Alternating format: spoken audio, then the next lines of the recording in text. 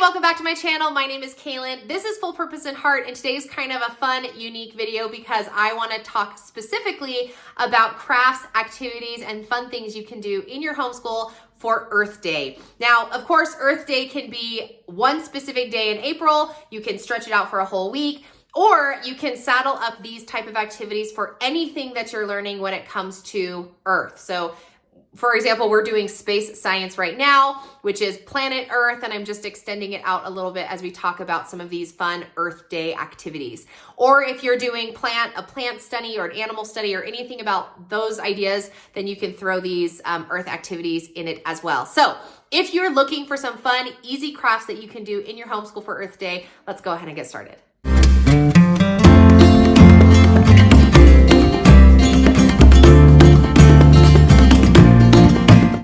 If I'm being honest, I haven't actually celebrated Earth Day before in our school for no other reason than just I didn't think about it. But as I've been really trying to refresh our curriculum and kind of breathe some fresh air into our routines, I decided that this was a good opportunity for me to throw in some fun crafts, learn about planet Earth, and just take a side step from reading stuff out of a book or off of a page and creating some kind of fun lap book or whatever. This was just a different approach.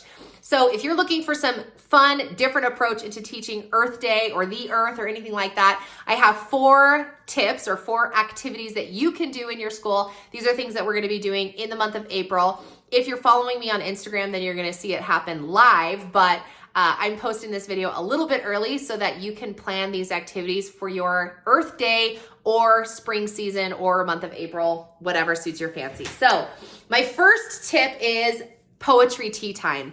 And we have gone through the gamut when it comes to successful poetry tea time events.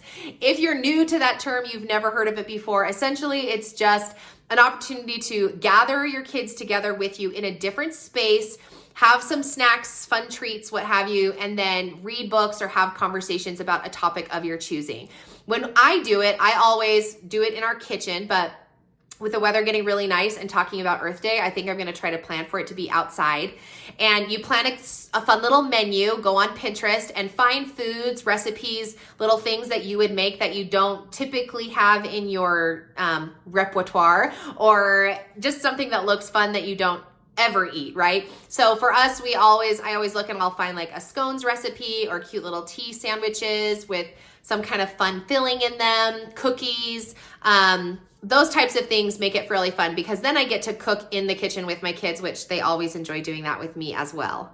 And then you take your fun little snacks, you go out to your space that you have created. I always put like a tablecloth if we do it inside, and I get out our fine china and I have a little teapot, get some fun beverages going, and you just get to sit around and talk about whatever it is the subject is that you want to talk about. So for us, this particular time, it's going to be Earth Day.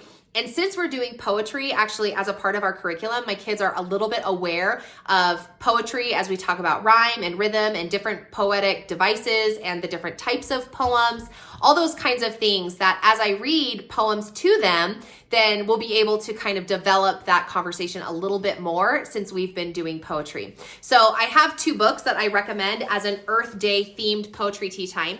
This first one is going to be animal poetry. And again, I just bought this on Amazon. It's just called Book of Animal Poetry.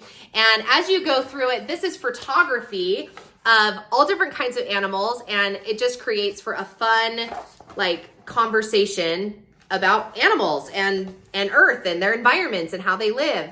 And again, since we are learning poetry, then we can talk about rhyme, rhythm, theme, mood, all that kind of cool stuff. So this one has 200 poems, and they've just broken it down. They've got the big ones, little ones, strange ones, quiet ones, winged ones, water ones, all that kind of fun stuff. And again, it's just photography, but it's fantastic, awesome stuff to look at. And you can pass the book around and have your older kids or the readers of your group actually read the poems. That's always fun, or you can just read it to them. Either one works. My second book is called Sing a Song of Seasons. And this is actually created to be read like one per day. It's like a calendar, but you can just read the poems, not necessarily following the calendar if you don't want to.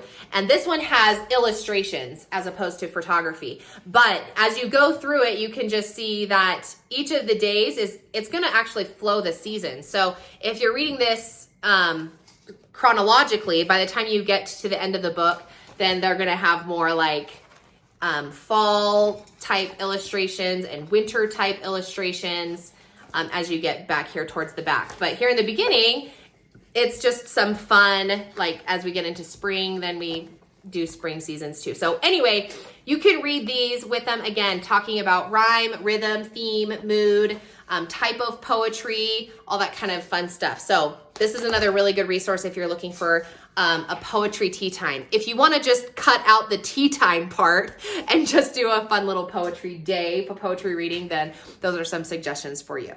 The second activity, again, is going to have almost no prep work at all. You just have to have coffee filters and markers. And you can create these really fun, they're all over the internet. I'm sure you've seen them before, but they're really fun watercolor, like globes, you can call them, or earths. This isn't a globe because it's technically not a sphere. I get it. Okay, so for this particular one, like I just used green and blue. I used my marker to kind of outline continents, and then I colored in the rest of it to be the ocean. And you can do it with a spray bottle, the spray bottle like that. Okay, the internet is gonna tell you to use a spray bottle, but I actually just fill a little cup with water and give my kids a paintbrush. I feel like it's a little less messy that way, and the what is this called? Coffee filter doesn't get as saturated as when you're actually spraying it with a spray bottle. So I just get a little cup of water and a paintbrush and lots of water. So it's dip, paint, dip, paint, dip, paint. But they put the water on their thing and it dries faster. It's not as saturated. You don't have the drippage of the markers as much. So that's how I would recommend doing that. You can be done right here. You know, it's interesting. I did this craft with my co-op kids a couple of weeks ago, and there was 13 kids in that class, and I was surprised that none of them had done this activity. So, I mean, you know your kids, you know if you've done it with them before. My kids, I had not, but I was surprised because I'm like, I see this picture all the time when I'm looking up crafts on the internet. I just had never actually done it. So don't put aside, just because it's easy doesn't mean it's not fun. So you can finish right there and just slap your name on it and put it in the sun. It's kind of like a fun little sun catcher type craft. Or you can get some black paper and like cut out an outline and kind of mount this on black paper. Put some strings on the bottom, which is what we're going to do. I haven't done it yet, but put some like strings on the bottom so it's a mobile, and then whatever topic you want on the mobile. So on the bottom, put like how I'm going to take care of the earth if you're doing it for Earth Day, or if you're talking about the water cycle or the continents, or like, you know, you can say there's 5 oceans and 7 continents, or you can name whatever you want to do, right? So you can like, this can be the base, and then you can put whatever you want as a part of it, which is what we're going to end up doing. But I just made this as like an example, and then you can build on it from there. Number 3, now as we're moving to craft idea 3 and 4, these are a little bit more labor intensive, but totally doable depending on the energy level of said mother. Okay. So this one, I don't have a sample of what it looks like when it's finished because I haven't finished it yet. I know that doesn't make me a very good YouTuber, but what it is the seed bombs. Have you seen seed bombs on the internet before? So go to your local store and buy a packet of seeds. So I got these fun ones. Oh shoot, I just spilled that all over the place. It's fine. These ones and these ones. And they grow, like they have a really short germination process. So this is like 5 to 10 days. This one's a little bit longer. But you're gonna start by getting a little packet of seeds. Now, seeds are not as cheap as they used to be. So if you can get wildflower seeds, then that's even better. But I just grabbed what I could find at the local hardware store while we were there.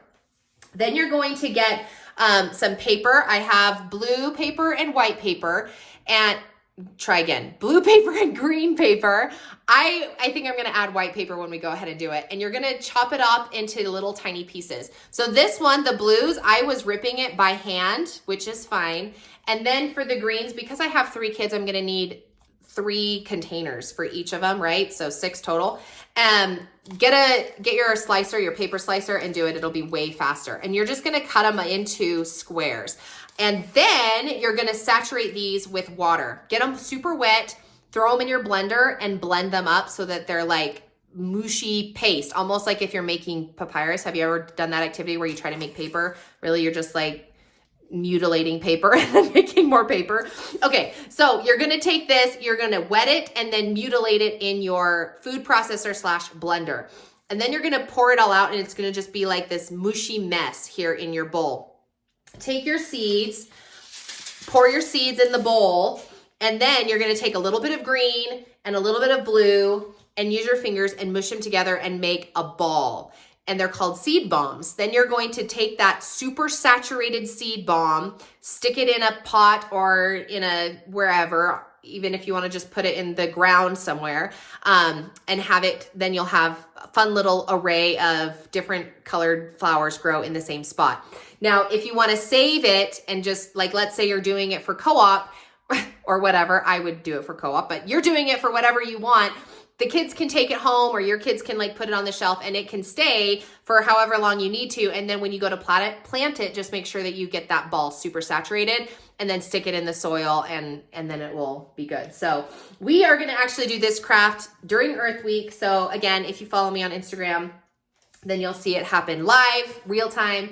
And if you don't, then I will make sure and maybe I'll try to post an after video. Oh, probably when I post my April Our Homeschool Life, a series video, then I will tell you how it goes. So that is activity number 3. It's a little bit more labor intensive because you do have to cut up all of these papers. You do have to wet them and then blend them, but you know, not anything that's too messy or over the top. The last one is very messy and over the top, and that is to make a papier-mâché globe with your families. You put a balloon inside. In fact, the balloon is still in here. You can't see it, but you blow up a little balloon and then you have the kids papier-mâché it. When it's totally dry, which is usually another day, then you have the kids paint it so it looks like Earth. This is a really fun activity. The kids always really do enjoy it, but it is quite a bit messy, more messy and a little bit more labor intensive. So if you have like a big craft plan or something that you're trying to do, then these are fun to do for that. So anyway, those are my Earth Day plans for our classroom. Hopefully it's an idea that you can do for you. Of course, my spelling craft is going to be around Earth Day, and our poems, of course, are going to have themes of Earth Day. So we're just going to try and incorporate a little bit more gratitude for the changing seasons as we are pulling out of these winter months and getting into spring and summer. It'll be a good time to just pay tribute to Earth and our responsibility in taking care of it, and put a fun spin on the regular curriculum that we're doing anyway. So anyway, hopefully you found these tips helpful. That's what I'm doing in my classroom. If you have ideas of what you're doing in your classroom, I'd love to hear about it. Put that in the comment section below for myself and other people who are here on this video so they can get more ideas of how they can do Earth Day activities in their classrooms. Thanks so much for watching. We'll catch you in the next one.